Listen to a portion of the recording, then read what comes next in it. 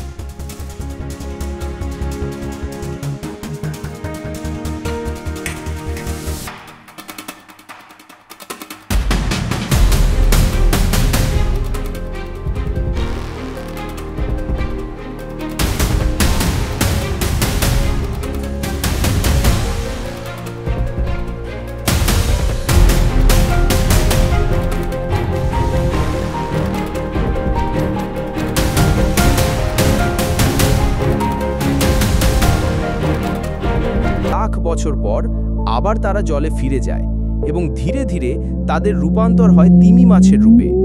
তাদের পূর্বপুরুষ ছিল প্যাকিসেটাস নামে এক স্থলচর প্রাণী।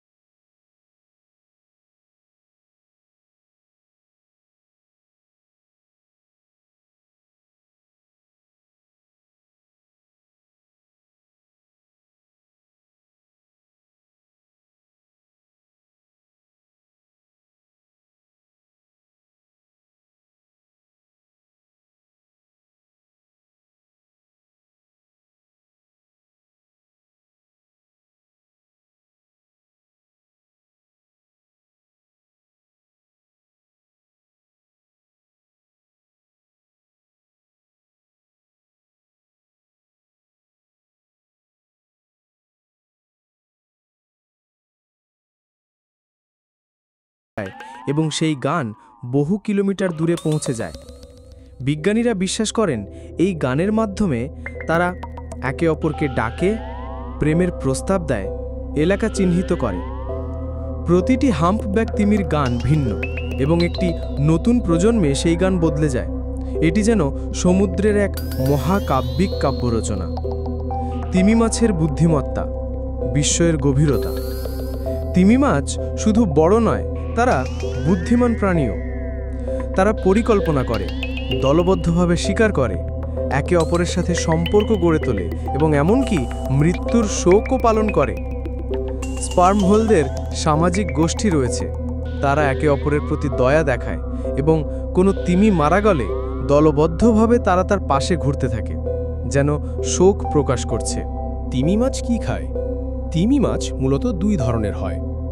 এক, টুথ হুইলস, দাঁতযুক্ত, যেমন অর্কা, স্পার্ম হুইল। এরা মাছ, স্কুইড, সিল ইত্যাদি খায়। দুই, বেলিন হুইলস, ছাকনিযুক্ত, যেমন ব্লু হুইল, হাম্পব্যাক। এরা কোটি কোটি ক্ষুদ্র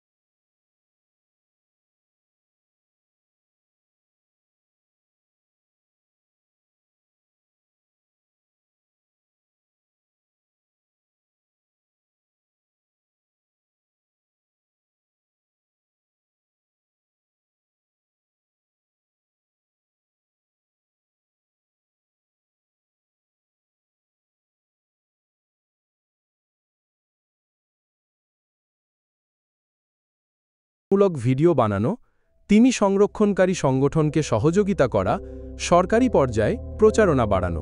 তিমি মাছ শুধু একটি প্রাণী নয়, তারা হলো সমুদ্রের আত্মা, প্রকৃতির নীরব সুর, এক চলমান রহস্য।